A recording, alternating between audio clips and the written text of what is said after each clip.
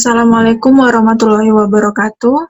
Kami dari kelompok 3 akan mempresentasikan reading 8 yang berjudul penggunaan dan kegunaan dari non-finansial ukuran kerja.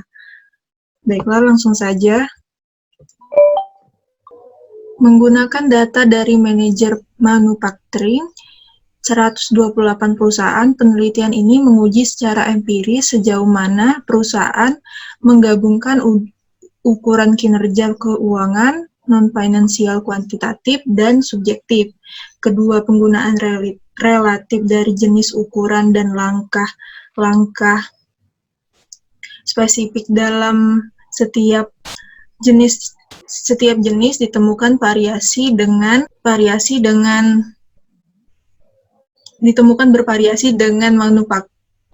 manufaktur perusahaan strategi pemanufakturan. Ini mendukung klaim bahwa 3 jenis tindakan memainkan peran yang berbeda dalam mendukung perusahaan operasi. Temuan terkait adalah bahwa jenis tindakan memiliki dampak yang berbeda pada tindakan karyawan yang penting, seperti pengambilan risiko, upaya inovasi, penekanan relatif pada jangka pendek versus jangka panjang, dan cenderung untuk memainkan kinerja sistem evaluasi manajemen.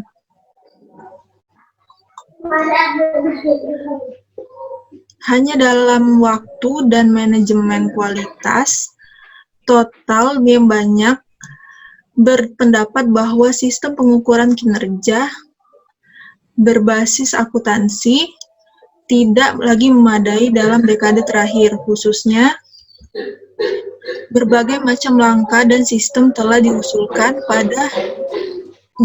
dan diimplementasikan untuk mengatasi keterbatasan yang diakui dari langkah-langkah berbasis akuntansi di lingkungan ini. Contoh menonjol dari pendekatan baru ini adalah sistem pengukuran kinerja terintegrasi seperti balance scorecard. Nah, manajer membutuhkan pemahaman yang lebih sistematis tentang keuntungan atau manfaat dan kerugian atau biaya dari pendekatan baru dibandingkan dengan sistem berbasis akuntansi tradisional. Tujuan artikel ini adalah untuk berkontribusi dalam membangun pemahaman seperti itu. Secara khusus, kami menyelidiki penggunaan relatif dari keuangan kuantitatif non-finansial atau non-financial, singkatnya, dan ukuran kinerja subjektif oleh sampel dari 128 perusahaan. Istilah tindakan subjektif digunakan mewakili tindakan non-finansial yang berasal dari penilaian subjektif. Kami lebih jauh mengeksplorasi apakah ukuran kinerja keuangan non-keuangan dan subjektif berbeda pada karakteristik seperti kontrol dan kerentanan terhadap kesalahan pengukuran, dan yang lebih penting dampak pada perilaku seperti pengambilan risiko, upaya inovasi, dan permainan. Hasil menunjukkan bahwa perusahaan dengan strategi manufaktur yang berbeda menggunakan campuran yang berbeda dari ketiga jenis tindakan. Ini konsisten dengan setiap jenis tindakan yang melakukan peran berbeda dalam mendukung operasi. Lebih lanjut, mendukung kesimpulan ini adalah bahwa ketiga jenis tindakan memiliki beberapa efek dan sifat yang berbeda. Yang menarik, tidak selalu dalam arah yang disalahkan oleh literatur sebelumnya. Karena kami ingin membandingkan penggunaan ukuran kinerja oleh perusahaan dengan penekanan berbeda pada kualitas manufaktur, kami juga meminta manajer manufaktur untuk menunjukkan sejauh mana kegiatan berikut yang terjadi di perusahaan mereka, di mana 1 sama dengan tidak sama sekali dan 5 sama dengan tingkat sangat tinggi. 1. Karyawan non-manajemen dievaluasi untuk kualifikasi kinerja. 2. Karyawan non-manajemen berpartisipasi dalam kualitas keputusan perbaikan. 3. Membangun kesadaran tentang kualitas di antara yang tidak terkelola karyawan sedang berlangsung. Yang keempat, data kinerja berkualitas ditampilkan di karyawan stasiun kerja atau area. 5. Program saran untuk peningkatan kualitas di antara karyawan dan manajemen digunakan. 6. Ada beberapa program untuk meningkatkan waktu siklus, misalnya dengan mengurangi keterlambatan waktu atau kegiatan yang tidak bernilai ditambah di bidang manufaktur. 7. Ada beberapa program untuk mengkoordinasikan peningkatan kualitas dengan departemen lain dalam organisasi. Untuk menilai bagaimana berbagai jenis pengukuran berkontribusi terhadap kinerja perusahaan secara lebih langsung, kami juga meminta manajer manufaktur untuk menunjukkan sejauh mana mereka menemukan masing-masing jenis memiliki atribut berikut, di mana 1 tidak sama sekali dan 5 sangat tinggi tingkat. 1. Mendorong pengambilan risiko. 2. Mendorong inovasi. 3. Dorong fokus jangka pendek pada bisnis. 4. Dorong permainan atau manipulasi. 5. Berkontribusi pada kualitas operasional jangka pendek pengambilan keputusan. 6. Berkontribusi pada kualitas strategis jangka panjang pengambilan keputusan. 7.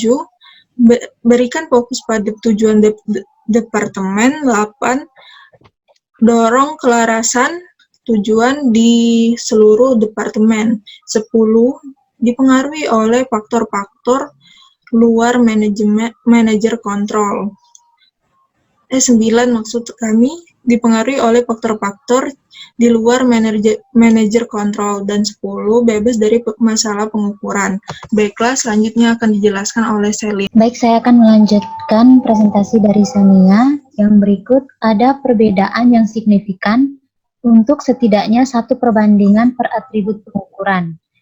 3 fitur dari hasil ini sangat layak dicatat. Yang pertama, dibandingkan dengan langkah-langkah keuangan, langkah-langkah non-keuangan dilihat oleh manajer manufaktur sebagai memberikan dorongan terbesar untuk pengambilan risiko dan inovasi dan juga lebih efektif dalam membatasi jangka pendek dan permainan. Perbedaan-perbedaan ini sejalan dengan kepercayaan populer. Dibandingkan dengan langkah-langkah finansial dan non-finansial, tindakan subjektif dipandang sebagai yang paling efektif untuk membatasi jangka pendek dan permainan. Yang kedua, berbeda dengan klaim populer, langkah-langkah keuangan tidak terlihat berbeda secara signifikan dari langkah-langkah keuangan dalam kontribusinya dalam pengambilan keputusan operasional dan strategi dan kapasitas mereka untuk menyelaraskan tujuan intra dan antar departemen. Anehnya, tindakan subjektif dipandang sebagai yang paling tidak efektif di antara ketiga jenis pengukuran sepanjang dimensi ini, kecuali untuk keputusan strategis. Penjelasan yang masuk akal untuk ini adalah bahwa bobot kekuatan untuk evaluasi kinerja masih ditempatkan pada keuangan pengukuran. Dalam sampel kami, bobot evaluasi kinerja rata-rata 49% pada keuangan, 30% pada non-keuangan, dan 21% pada ukuran subjektif atau tidak ditabulasi. Ketika kinerja keuangan mendominasi evaluasi kinerja, mungkin tidak mengherankan bahwa tindakan keuangan departemen memberikan fokus utama bagi pengambilan keputusan jangka pendek manajer.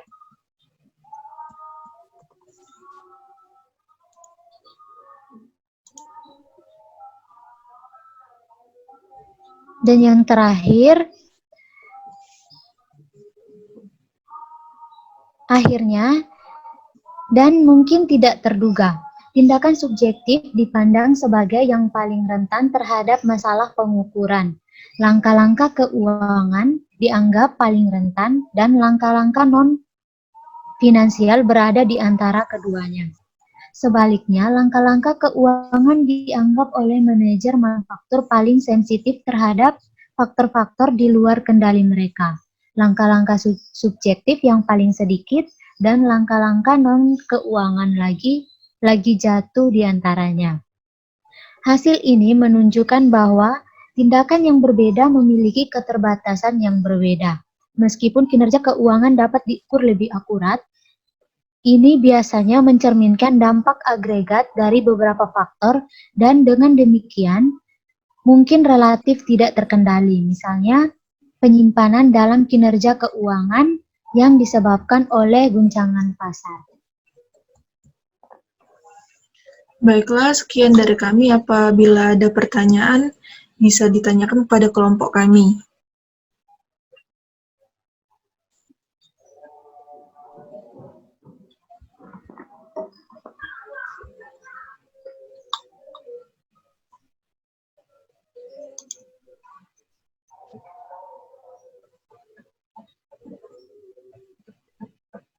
Ada pertanyaan, gengs?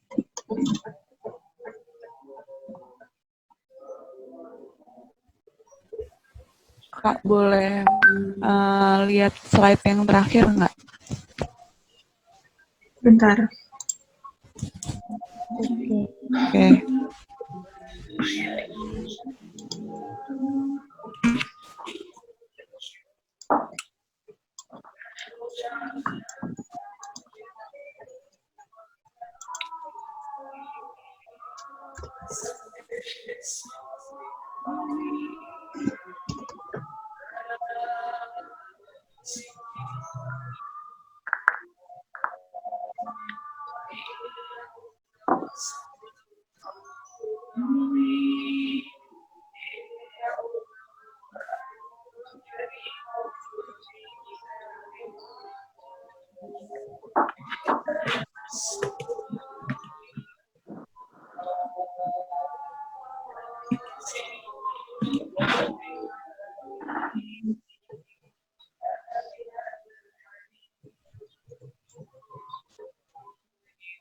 Kak, mau nanya.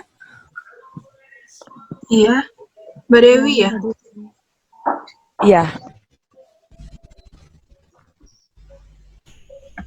Langsung aja, Mbak. Ya, silakan, Mbak Dewi. Iya. Nama NIM. Iya. Iya. Saya Diomdar Nadia, S43200-201, izin bertanya. Itu kan dituliskan bahwa meskipun kinerja keuangan dapat diukur lebih akurat, tapi mungkin bisa relatif tidak terkendali jika ada penyimpangan yang disebabkan oleh guncangan pasar. Itu jadi bagaimana cara kita mengukur kinerja keuangannya agar tetap stabil walau ada guncangan pasar itu? Oke, ditampung dulu ya, Mbak. Terima kasih. Ya. Ada yang lain? Halo, saya mau nanya. Ini Mbak Raras ya? Mbak Laras. Iya. Ya.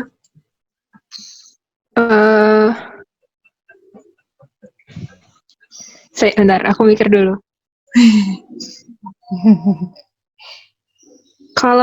Oke, saya mau tanya. Nama NIM, Mbak? Oh ya, nama saya Raras, NIM S432002008. Ya. Contoh pengukuran non keuangan apa yang pengukuran non finansial apa yang bisa dipakai untuk kalau misalnya kita mau lihat apakah produk baru kita itu diterima di pasaran atau enggak, dan kayak yang produk kita tuh diterima oleh market yang seperti apa, kayak gitu tuh ada pengukuran non finansialnya enggak untuk melihat? Jadi intinya gimana, Mbak? Mohon diulang. Ya, ada nggak pengukuran non finansial yang bisa digunakan untuk melihat apakah produk baru kita itu diterima di masyarakat gitu? Oke. Sebentar ya, Mbak. Oke, terima kasih. Baiklah, saya akan mencoba menjawab pertanyaan dari Mbak Dewi. menurut kelompok kami, pengukuran kinerja keuangan yang disebabkan oleh guncangan pasar, mungkin perusahaannya harus memahami dulu tentang rasio-rasio keuangan, karena banyak manfaat yang diperoleh dari kita tahu rasio-rasio tersebut. Jadi kalau kita bisa menganalisis rasio keuangan, menarik keputusan keuangan dalam memecahkan suatu penyimpangan dalam kinerja keuangan. Yang pertama yaitu rasio probabilitas, yang kedua rasio likuiditas, yang ketiga rasio solvabilitas, yang keempat rasio aktivitas. Nah, seperti yang kita tahu,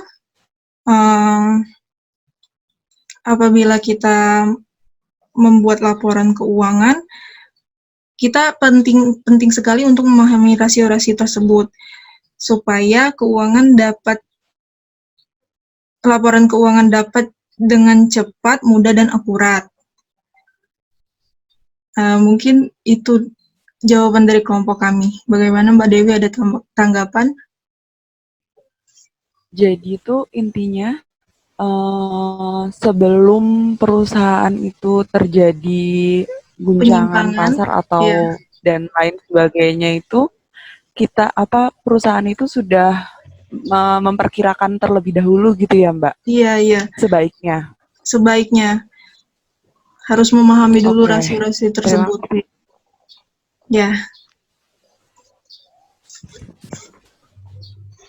Baik, saya akan mencoba menjawab pertanyaan dari Mbak Raras.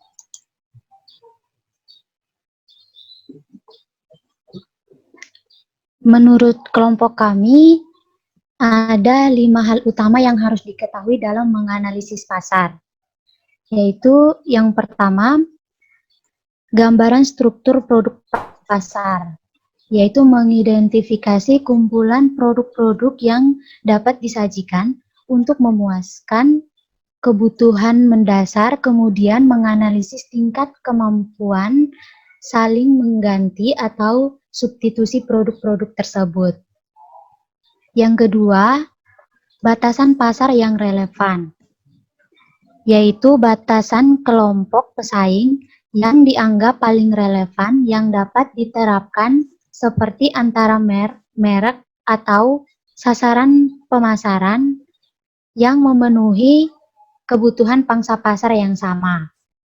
Yang ketiga, analisis permintaan industri, yaitu mempelajari siapa, mengapa, dan bagaimana para konsumen atau pelanggan membeli jenis produk yang dipasarkan. Yang keempat, analisis permintaan terhadap merek, yaitu pemahaman bagaimana cara pembeli membuat pilihan antara merek atau penjual pada pasar yang relevan. Yang kelima, identifikasi, yaitu didasarkan pada penelitian perusahaan terhadap peluang-peluang pasar dan potensial pasar. Sekian dari kelompok kami, bagaimana Mbak Raras? Oh ya, terima kasih banyak jawabannya Mbak Selin. Apakah ada yang ingin ditanyakan lagi?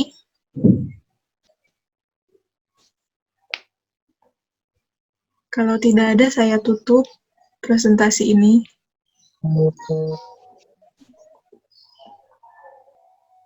Baiklah, sekian dari kelompok kami. Assalamualaikum warahmatullahi wabarakatuh. Waalaikumsalam. Waalaikumsalam. Ini langsung stop recording ya? Langsung digabung nggak apa-apa. Oh Ntar ya. di editing aja. Oke.